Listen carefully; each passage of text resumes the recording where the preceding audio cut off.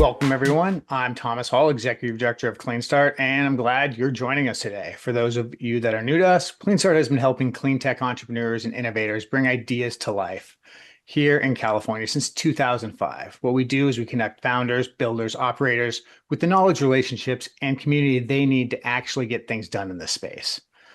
Today's conversation is part of our Perspective webinar series, practical, founder-friendly discussions focused on what actually matters when you're building a clean energy company. And today's guests are a great example of that exactly. West Biofuels is a greater Sacramento region company that has figured out how to take one of California's most urgent problems, wildfire risk and fuel buildup, and turn it into a commercial enterprise. We're talking about converting forest biomass into ethanol, value-added chemicals, and distributed electricity using modular gasification systems. That's a business model worth paying attention to. Now, before we dive in, I want to take a moment to thank our sponsors. That's SMUD, Chico Start up there in Chico, the Carlson Center, and E2, Economy and the Environment. Their continued support is what validates what we do and makes a lot of what we do possible. There are also great resources to reach out to if you're an entrepreneur looking for support in this space. All right, so today we have two guests joining us today. We have Matt Summers, co-founder and COO of West Biofuels, and joining him is Mackenzie Castruita, the business manager at West Biofuels. And as always, I'm joined by CleanStart founder Gary Simon, and we are, excited to start this conversation and feature, guests that really are in the thick of things and working on delivering solutions to our region on that. So with that, I want to welcome Matt and Mackenzie. And my first question is, can you walk us through, the history of West Biofuels and how you got to where you are today? Yes. Yeah. Good morning, Thomas. Can you hear me okay? I hear Yes. you just fine. Yeah, perfectly. Perfect. Um, yeah, so West Biofuels, we got started way back in 2007. The company is actually founded in 2007. Um, we originally were heavily focused on research and development. We started a research center in Woodland, California, not far from the airport, kind of north of Woodland, and we that was started in about 2009, and we started researching this gasification technology, which is basically technology that takes waste materials, biomass based waste materials, so anything from forest thinning wood chips to almond shells, basically, a whole gamut of material that's generated in California. Um, and if we use that technology, we can turn it into different, potential energy projects or products, energy or chemical project products. So we started way back then with some grant funding from the California Energy Commission, the Department of Energy. We started our research facility there north of Woodland, and we still operate that research center. Do a lot of our foundational research here, here at that site in Woodland. Um, but it took us, we did many years of experimentation with different types of gasification systems, and different technologies for doing conversion before we finally branched out into the world of doing commercial projects like the one that's behind me in the picture here, which is our plant up in Bernie, California, that turns forest wood chips into biochar and electricity for PG&E.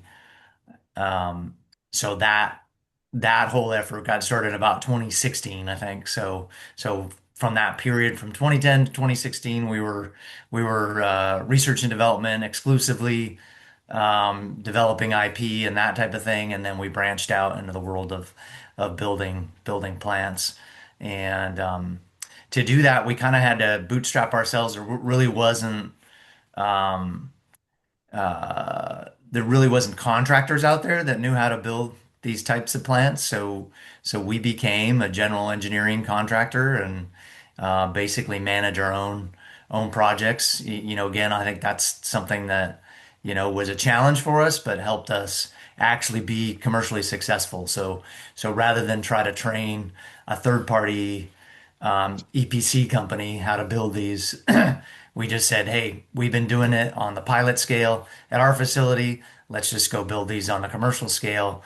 We'll hire all the right subcontractors and tradespeople, but we'll manage the project with our core team. So we expanded out from research and development to, basically a construction team, and now we have operations teams too. So we're actually operating our own facilities. So kind of keeping all those pieces in-house, has been a challenge, but also I think a real key to our success is just the perseverance of keeping, keeping those core competencies in-house and not, at least on the first ones, not farming that out because we had to learn as we go. These aren't plants that, there's already 100 of them in the US and we're just rubber stamping them. That's a brand new technology.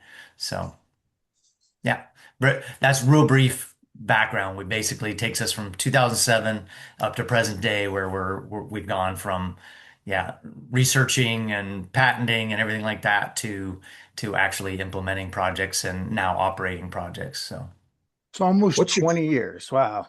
yeah. Gary, you had a question there? well? Yeah, I mean, it's a fascinating story, and I know there's a lot of technological innovation you've done there, particularly your indirect approach to doing the electric power generation with a separate cycle. But talk a bit about fundraising. That's a long journey before now you have an operating plant. It's presumably profitable. How'd you keep going for those 20 years? Yeah, you obviously had some contracts, but building a commercial plant, that's a different enterprise. Yeah, 100%. And you know, we basically have been lucky that our financial founder, Peter Paul, um, has stayed committed to the plan for the 20 years. And while my team's been able to raise a lot of grant funds and outside support, that helped through that whole R&D program. We had a lot of funding from different agencies and that type of thing, but we always had to provide, like a 50% match or something. So through the R&D phase, we were West Biofuels was actively investing, in the technology and developing the IP and, getting patents and all of that kind of stuff. So that was supported really by Peter Paul, Mieko Willoughby, and Headland's asset management, which was involved as well. So we were able to stay pretty nimble because they also managed all of the HR and other type things along with some other businesses owned by Peter Paul. So that helped us a bit too, is that we had our, kind of small, nimble team that could be 100% focused on R&D and then on construction and then on operations. But then each individual project, I think one thing that helped us too, each of our project sites is developed as a separate LLC, and so we can bring in investment in those in those commercial projects separately from West Biofuels. So West Biofuels is still kind of closely held is the company doing under contract the construction and the operations of these facilities, but the facilities themselves are owned by separate LLC entities that can bring in their own investment, do USDA loan guarantees and all other kinds of things like that are options for commercial facilities. So I think we've been pretty innovative in the finance structure for these projects as well. Um, and still, so we still kept West Biofuels as the company with all the employees and doing the construction, the operations, all of that kind of stuff. But each of those commercial facilities has its own, ownership structure and that and that. And what So kind of leverage have you had in those facilities in terms of debt and equity? You know, are you 80% debt financed in the projects going forward and commercially? We're getting closer to that in the newer projects, but I will say this first forest project here, was brand new and is probably closer to a 50-50 than an 80% debt. But now that we're building some data, this plant's been operating great for a year now, has been regularly hitting a 95% capacity factor. And so now we have some data to back up our pro forma. And I think we're getting, better debt financing options. But when you're the first one out the gate, it's pretty hard to get that kind of finance package. It's helped to have the USDA loan guarantee program, although there's a lot of hurdles to get approved on that. That helps out in bringing in banking partners, and there's some banks that are particularly, adept and at that program. But um, but yeah, I'd say now that we have some performance data, the finance options will get better. We're always struggling with the challenge of will you have feedstock? So we need a low cost biomass feedstock to go in these plants, and so being able to demonstrate that is, and honestly, it's a big part of the cost of operating the plant. One of the purposes of the plant and of the company is to help with forest thinning and preventing forest fires and that type of thing. But we still have to finance the cost of, even though they're doing thinning projects, we still have to finance the cost of chipping it and bringing it into the plant. So that cost ends up being one of our biggest operating costs. So getting everybody comfortable, the investors and the bank with the feedstock reliability is a big part of financing the project.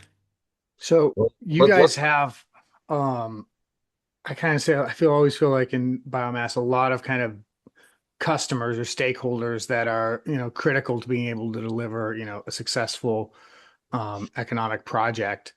Um, which is, you have first the waste that you had just mentioned there. You have to be able to find enough of it. And so you're somewhat of a, waste removal company of that. And then you're also selling, your outputs of energy and, biochar. And then at the same time, you have to really think about where you're placing these in the communities that you're kind of operating in, because many times they're the ones that have to go and apply or work with you on the different type of funding grants and also siting in the communities. I'd like you to talk a little bit about how do you, I guess, manage all these types of customers and business relationships so that you can kind of deliver a successful plant. Mackenzie, you want to fill that one? I'm doing all the talking. Well, for business relationships, I think when you first start out with feedstock, you had mentioned we have specifically placed each of these facilities in and partnered with communities that are threatened by wildfire risk.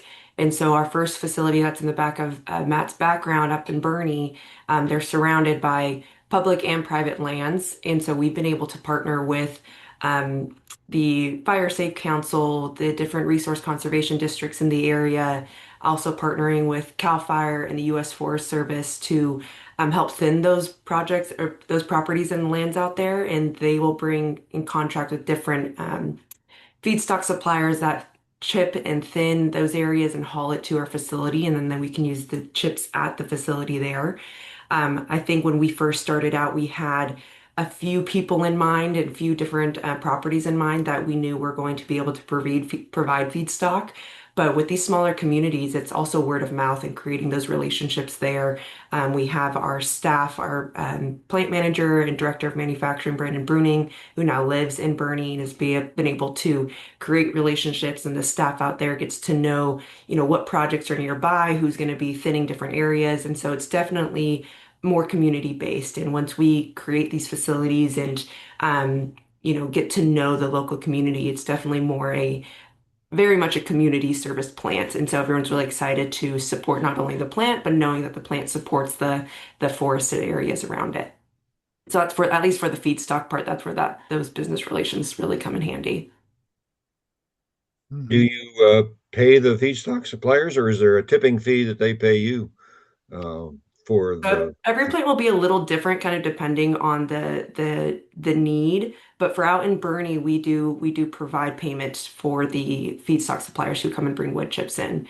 There are several different circumstances where PG&E does utility line clearing, or there's just some people doing just protected area cleaning around their homes, and they're able to bring it over without needing to pay a tipping fee.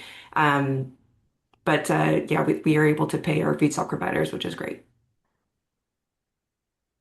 Which is Yeah. also helping the local community and providing, economy boost in Bernie too. Well, and let's not overlook. Congratulations, 1 year anniversary on a successful commercial lot operation. That Yeah. doesn't happen every time. Yeah, yeah. All right.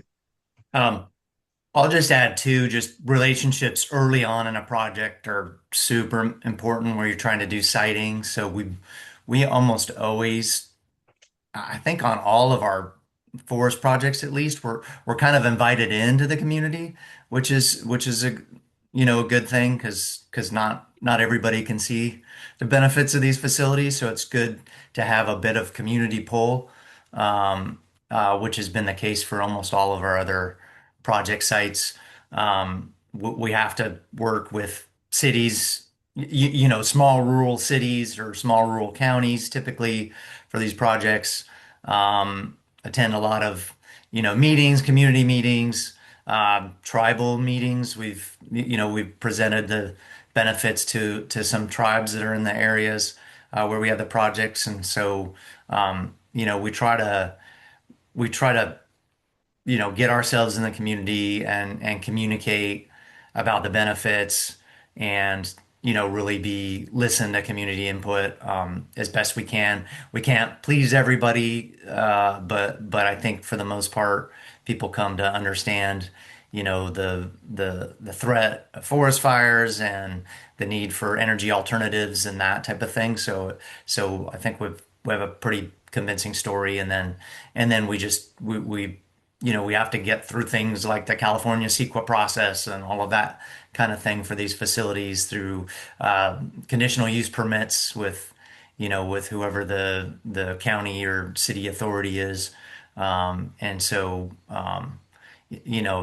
the plants somewhat sell themselves in that case because of the benefits you can demonstrate with not doing open burning of thinnings or just looking at the actual forest fire risk reduction. The benefits well outweigh any detriments.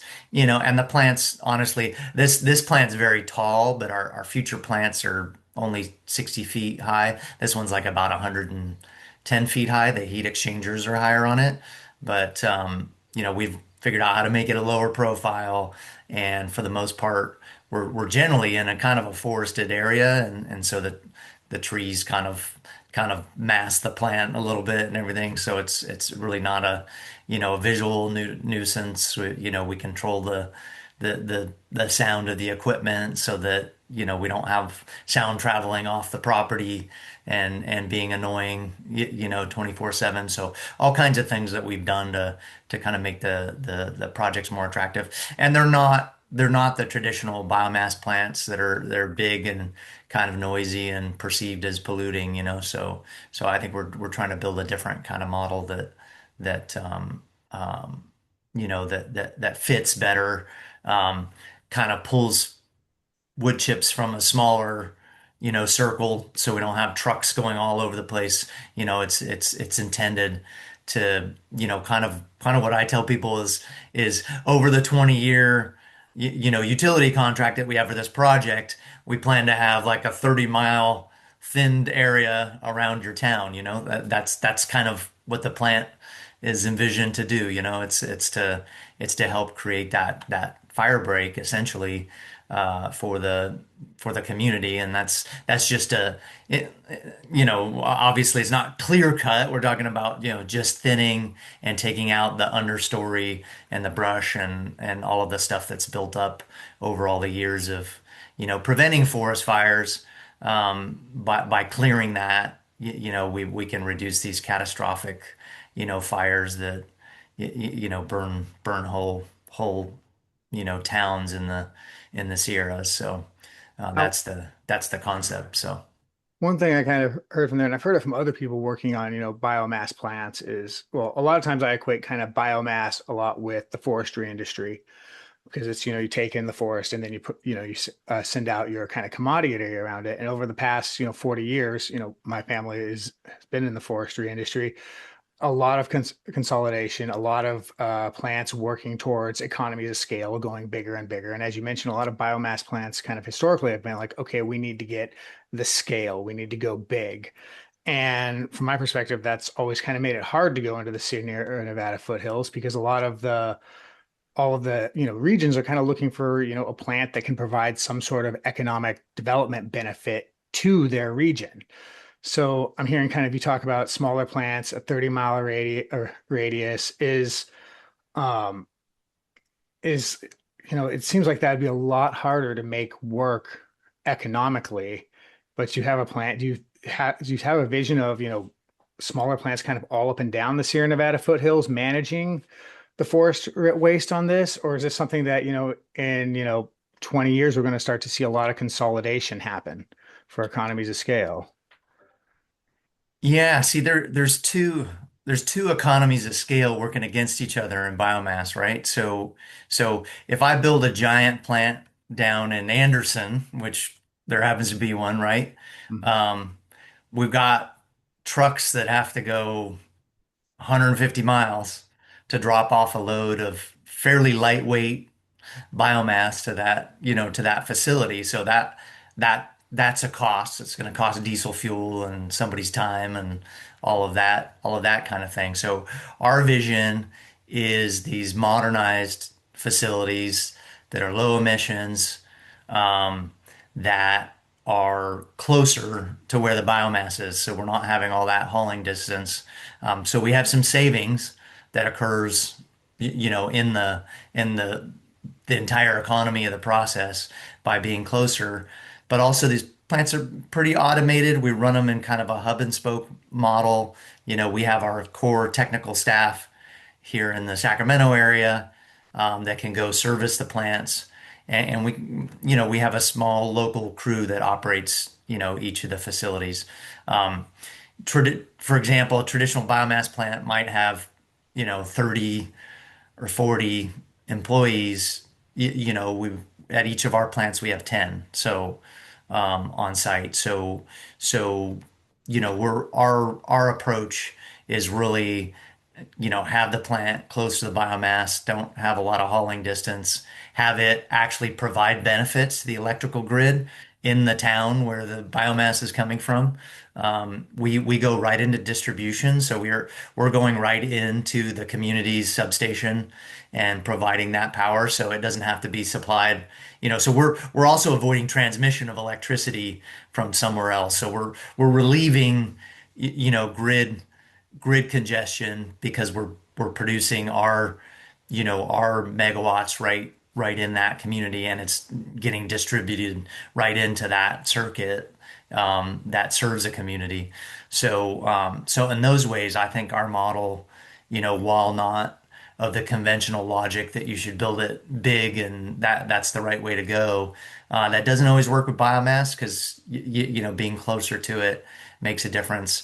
We can be a community asset in the sense that, like Mackenzie said, people can drop off material to us and we'll chip it and use it. So that's a benefit. So they don't have to take it to a landfill or just pile burn it themselves, which happens a lot too, and puts more smoke into the region and that and that type of thing. So we think the right model is to have these smaller plants sprinkled along the Sierras, and solve the problem that way. We think there's more community integration and a better long-term benefit. There's going to be more effort by the community to keep the plants, operating, and we've already seen that with the plant behind me here in Bernie. We get from all of our suppliers, we get, pretty good attention from them just because they know they can rely on us to take their material. Yeah, and I think another really big aspect of that too, and just business economics in that in each community is that these facilities require only about 8 operators, 8 to 10 operators to man the facility. One, an inside and an outside operator, so 2 operators at all times. So we have an 8 operator staff, and all of those staff members are from the Bernie community at the Hat Creek plant. So being able to provide good paying jobs in a local community is incredibly beneficial. So not only would having a bigger plant mean more staff, but being able to focus on good paying jobs in a local community that may not have that upward mobility and just those high skilled positions is really, really helpful for those areas. So that's another big point of having these kind of smaller focused facilities that can focus on the staff as well. Mhm. Well, you've spoken several times about you know, more plants coming in the future. Tell us a little bit about the plan you have. Um, and I think you've been taking over some projects that others had started. So, what's the future plan? Yeah, so the Matt, if you want to talk a little bit about the Biomap program, and then we can talk about the projects that are in line there. Yeah, absolutely. So um, uh, we have about 5 additional project sites that we've been developing through the Biomap program. This was the second plant we built. Actually built the plant for rice hulls as well that operates in Williams. We don't operate that one, but so this was our essentially our second plant. We have 5 more, kind of in the process. Some much further along with their permitting, and all 5 projects do have power purchase contracts. Um, those contracts, our newest contracts, are actually with the Pioneer Community Energy. This plant, the contract's with PG&E, but Pioneer Community Energy is um, is also participating in the Biomap program. So our 5 new contracts are with Pioneer. They're a foothills-based, um, community choice aggregator. Um, and so the partnership with them has been great. Um, but those projects are, anywhere from Quincy all the way down to Mariposa. And the 4 of them are forest projects, and one of them is an ag project. But yeah, they have the contracts. We're working with PG&E on the interconnections and working with the various communities on the use permits that we need to build the facility. So we have sites. We're just going through the pre-development process on each of those projects and trying to get them all lined up. But go ahead, Mackenzie. Maybe you want to add something to that.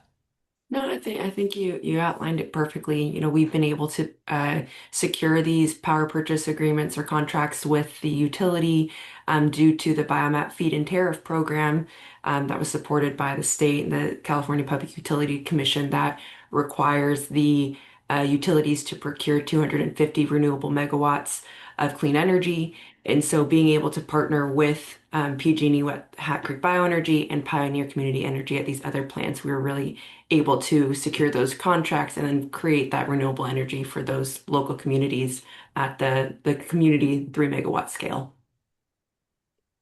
Got a good question, I think, actually from the chat from Carson Wilcox. How did the remoteness of Bernie play into the success or challenges of siting it there? Um, I the in terms of the success, I think, when you go into a place like Bernie, that they don't have a whole lot of business development going on there and that type of thing. And there's a lot of, um, there's closed down forest industry, consolidated forest industry, that type of thing. So it did build a lot of excitement in this small community. We could sense that for sure. Uh, when we got there that that we were doing something, that we were building something new in the community. So I think in that sense, everybody knew us pretty quick, which is good and bad, small communities, right? But I think it was mostly good. Then ways that are harder, I guess, with the remoteness of of many of our projects is just this heat exchanger behind me here, hauling that up to Bernie from the port of Oakland, is not the easiest thing. So getting some of our stuff to the project site was a challenge, and then just the kind of hardware we need when we're doing construction isn't something that we can get at Hovis Ace Hardware and Bernie, right? There's some logistical challenge to the construction, but for the most part, we had all of our key subcontractors, I think really enjoyed staying in Bernie. We've got Bernie Falls, a mile away from the plant. Lots of fishing. There was stuff for them to, even though they had to be up there and kind of, they're building the plant. They got enjoyment out of, being in that part of the Sierra slash Cascades, and so that part was good too. But yeah, we managed to do everything we needed to do there. But there's always just a little bit of challenge because you're not quite in at you don't have Fastenal and all of the hardware suppliers right there. It's going to take a little bit longer. You have to do a little more planning to get everything you need for the construction job. Do you see any opportunities going farther up the Cascades, Washington, Oregon, with this kind of project, or will you need the kind of support that the Biomat program provides? I think there's definitely opportunity to get to work on projects in Oregon and further up the Cascades. But it is, I mean, it is going to require negotiating, a power contract, with one of the utilities there. I think the benefits of, having a base load renewable, as well as the obvious benefits of having an outlet for waste wood or that type of thing. I think if you combine all those properly, we can be a pretty cost-effective power source.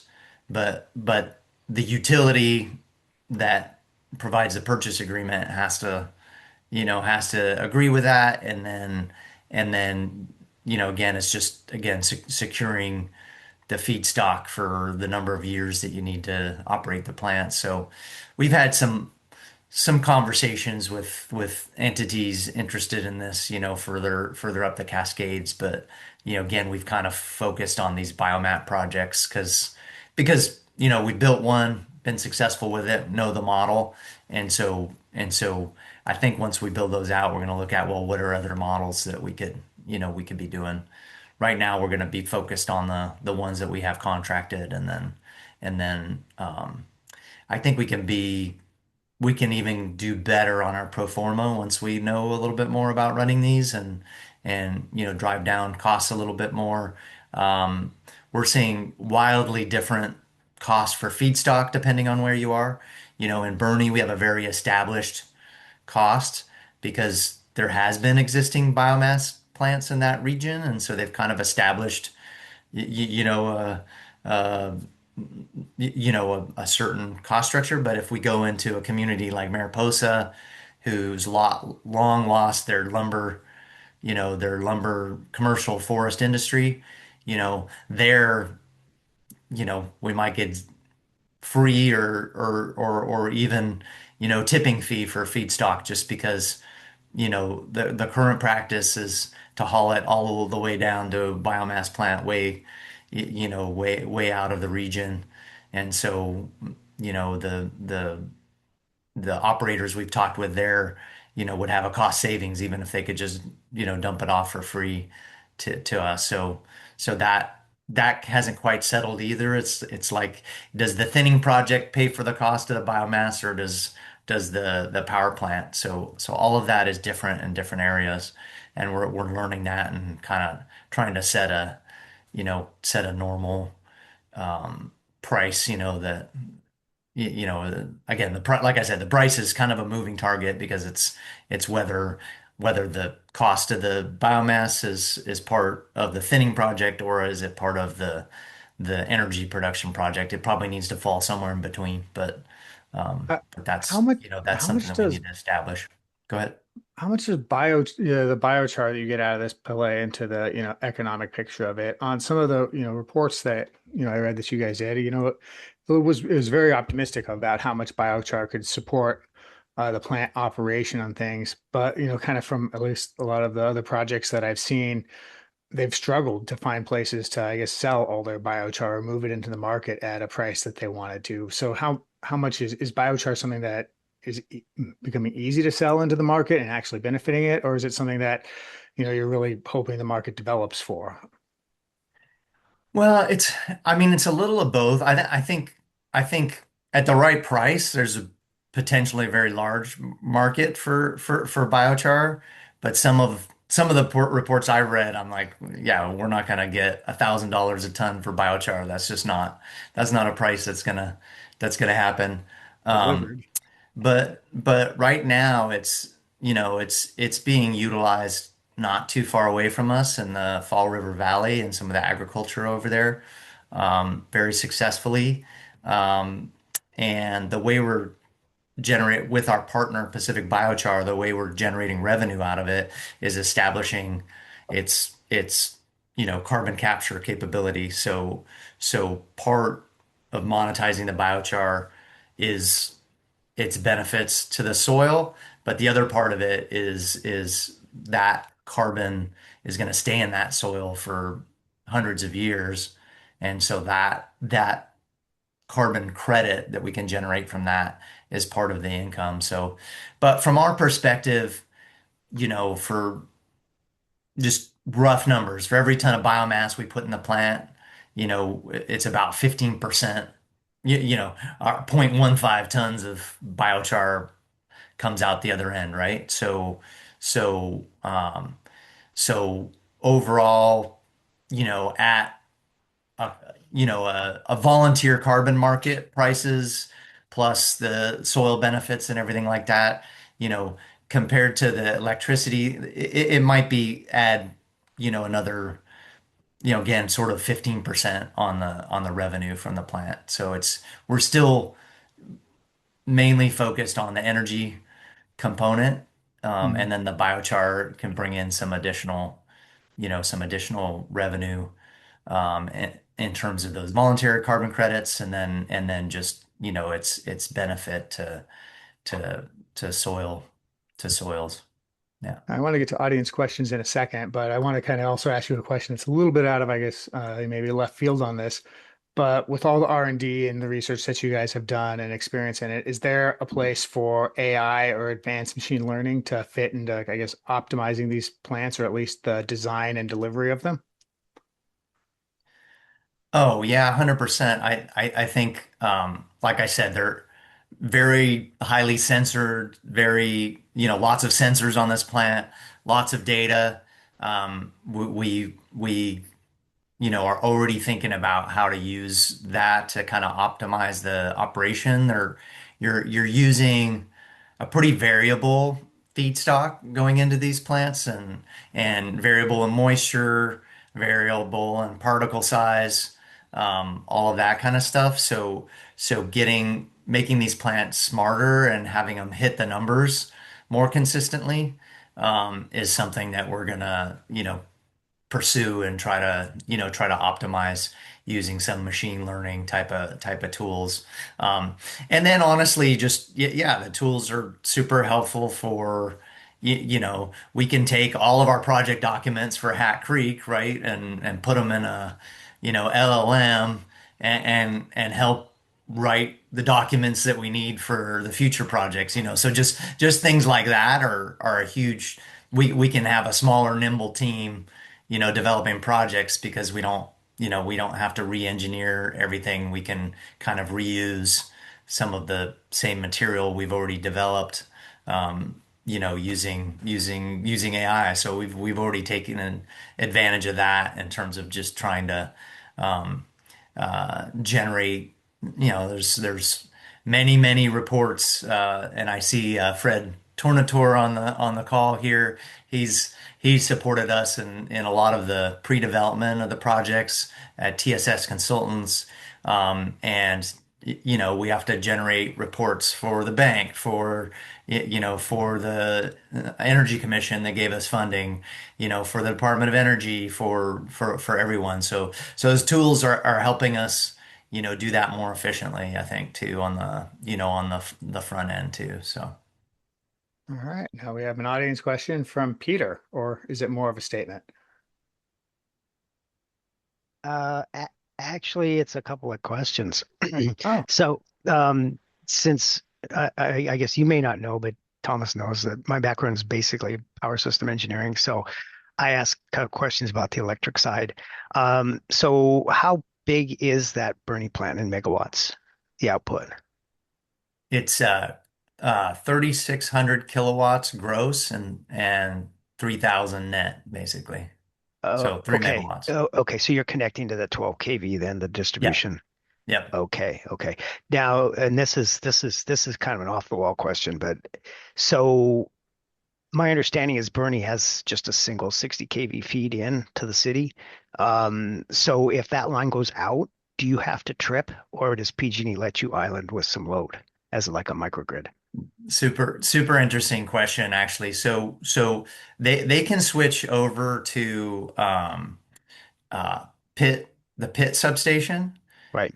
And when they do that, we have to take a curtailment.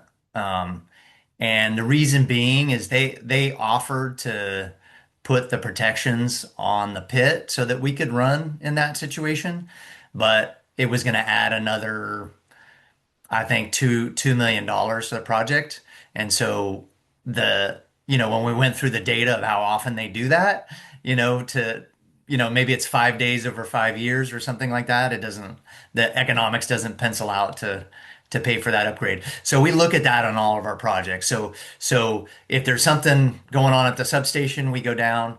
If they switch to pit, um, then we go down until they finish. And they typically only do that to do some sort of maintenance. So yeah. So we do get in situations with our interconnections. That's one of the biggest challenges to getting our projects going, because we are going into the 12 kV and they got to check everything. And we're a synchronous generator, so they got to be able to trip us, and also make sure that we have the right equipment to sync and all of that kind of stuff. So Yeah. so um so that's one of our bigger challenges. And sometimes we do just say, okay, how often is this scenario going to happen?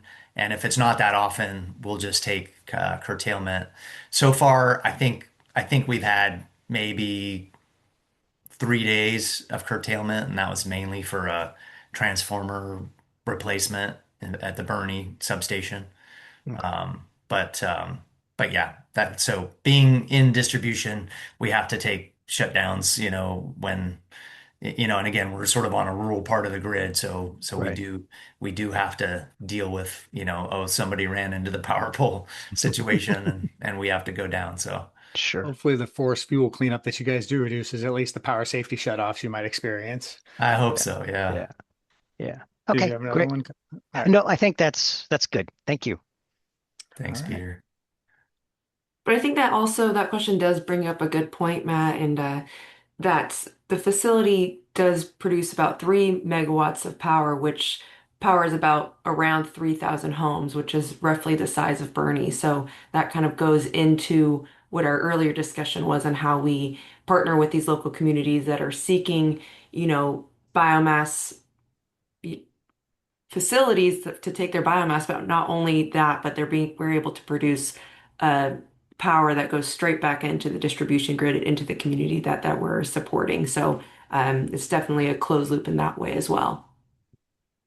Is there a world where you might see a town like Bernie become a large microgrid with one of your plants where they can, avoid some of the maybe costly transmission upgrades? Yeah, potentially. We've kind of danced around that a little bit with doing some microgrid type projects, and especially looking at rural infrastructure like pump stations or water treatment plants, that type of thing where we can supply some continuous baseload power to some community, asset that needs it. So we're starting to look at that, and I think that's a good potential option going forward as these communities get more creative about their power supply. Um, Honestly, I mean, if electric trucks get go off, we could be supplying a truck charging station or that type of thing too. So there's a lot of potential, kind of future off the grid or microgrid type of situations um, that we might be pretty cheap power. We're not perceived as cheap as in the biomat program, but in those scenarios we would be very, very low cost base load power. So All right, Peter. Yeah, just one more thing.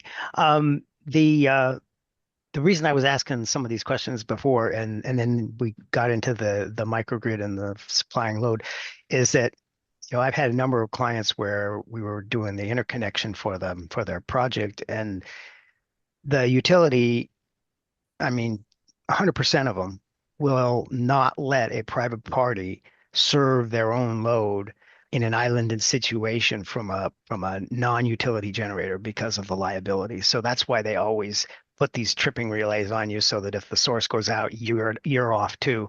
And so in situations like you were just discussing, it's possible to do it, but you have to do it in a way that you're not serving a utilities customer, you're serving a private customer somehow. Well, and that gets into regulation issues too. So it's technically possible, but there may be regulations that you have to deal with. So it's just something to be aware of, that it might not be as simple as you think. That's all. yeah, 100%. All right. So I think we've had a really good discussion today. I don't see any other questions from the audience, but one thing I want you guys kind of to hear kind of from both of you, um, from your work at West Biofuels. You guys started doing R&D on a lot of different parts of, I guess, waste to fuel, starting from 2007 all the way to now. At what point were you like, hey, this sounds like something that we can cobble into a commercially successful project. This is something that, hey, we could go after and deliver what people want with it. Um, and yeah, so what's when did you have that kind of aha moment that this is something that could work? I mean, I don't know if there was like an instantaneous thing, but you know, back in about 2016, 2017, I think we really started looking hard at biomat. It's in our name, fuels, right? We've been focused a lot on liquid fuels and renewable natural gas, and we still are doing a fair amount of R&D on that here, and we have a potential kind of commercial demonstration project with renewable natural gas with Southern California Gas Company. We didn't even talk about that today, but those, you know, we started to see that those are commodities that, well, renewable natural gas, you can get a long-term contract for that. But a lot of the fuels work that we were doing, there's really, those are commodity markets and there's not long-term contracts. And there's just always challenges with trying to finance a commercial project in the liquid fuels arena because A, never been done before, and B, commodity market with, hard to project a 20-year project. So electricity became more attractive mostly um, because we could use the technology, we could make a value-added product, but we could also get a 20-year long-term contract, which is kind of what we needed to get the bank and the investor excited about doing the project. So that was kind of the pull into the electricity realm.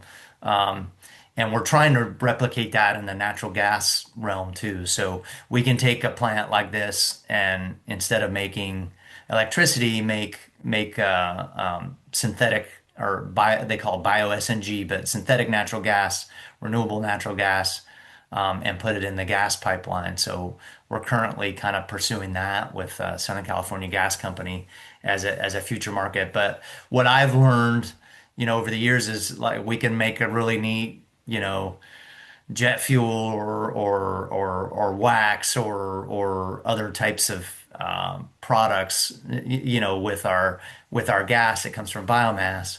But those markets are a challenge when it comes to actually building a multi-million-dollar facility. All of a sudden you've got to prove that you're going to be able to hit your price point for the next, 20, 30 years, and that's a little bit harder to do. But if you have a nice contract that is that length of time, then that helps you. So that was really the pull. And like when the Biomat program really started going, we were like, we really need to ride this wave, prove that we can do this with electricity, and then maybe we can move into natural gas, and then maybe in the future we can move into liquid fuels. Mhm.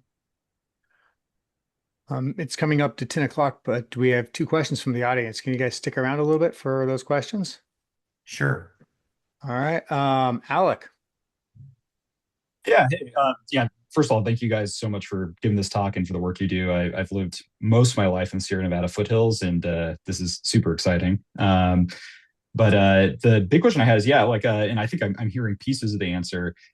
How do we scale? What are the next stages to scaling deployment? Because you've spent 20 years, researching, getting to viability, doing these first projects. Now it's like, okay, how do we get dozens of projects going? What do you see as the path forward for that, or the potential blockers there? Yeah, good question. Yeah, our like I said, our goal is to get these 5 projects we've got in the pipeline out there, and then go the next level instead of we've done 2, you know we're gonna try to do 5, and then we would scale it up to more. But there's nothing there's nothing about our model of these community scale plants that isn't replicatable. We're none of the equipment behind me can't be assembled by any competent mechanical contractor that deals with ASME code and that type of thing. So I think it's highly the model can be replicated quite easily. That yeah, the challenge is just you know permitting. Utility interconnection is a huge barrier. That's like a 18-month delay these days on any of our project sites, and we're lucky we're going into distribution because it's a little faster than trying to go into some of the cluster studies that the utility does. We've been able to avoid that, but that is one of the challenges and I think you hear that from a lot of power developers, is just interconnection is a challenge. And it's especially a challenge for us because we are a synchronous generator.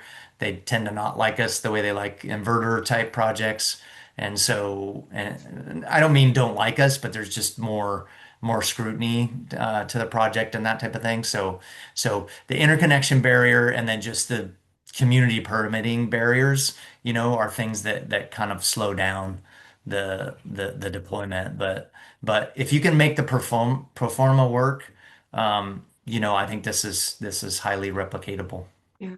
And I think another something that we spoke about in a previous podcast as well is that this is new technology in this area and hadn't really been done before, but because of West Biofuels team with Matt's help, we've been able to create this facility, create Hat Creek Bioenergy, and now we have a year of performance to bring to other banks, to bring to other people who are interested in these projects. And so we are proof that it works, proof that these projects are successful. And so being able to replicate that, as Matt said, is much easier now that we have a footprint and a new template to do it. So I think the 20 years or more, the most recent years, 10 years of getting it off the ground is now we're going to be able to keep it rolling a lot faster. So great question, Alec. But yeah, now that we've been able to show our first facility and now this Hat Creek facility is really going to help boost the next few projects, I think a lot quicker than we did the first ones. That's awesome. Jeff. Hey, Jeff. Yes, hi. Thanks for your insights about the liquid fuels production, potential for liquid fuels production. It's a subject that I'm interested in because I think it can really help us to get the excess biomass out of the forests here. And as I'm sure you're aware, there are various different operations, mostly I think in Canada and some in the United States, that are producing liquid fuels, jet fuel from forest biomass. I'm wondering what you think, whether you think the economics of that situation are shifting. Is it moving towards greater viability? 10 years ago, it seems like it wasn't viable at all. The liquid fuels industry is rapidly developing. Are the economics moving towards that becoming more viable? Yeah, I think so, Jeff. Um, I think the um, there there's been some successes. There's also been some massive invisible failures too. So when you go to a banker and say, look, this is successful, and then they have their technical expert tell them something different, that can be a challenge. Not that we've done that, but I think there's some European and US, very very front and center failures in the liquid fuel biomass to liquid fuels arena. So I think it's still a barrier to get the financing is really the challenge. Um, Technology is always challenging too, but to get the financing and to get the scale that you need.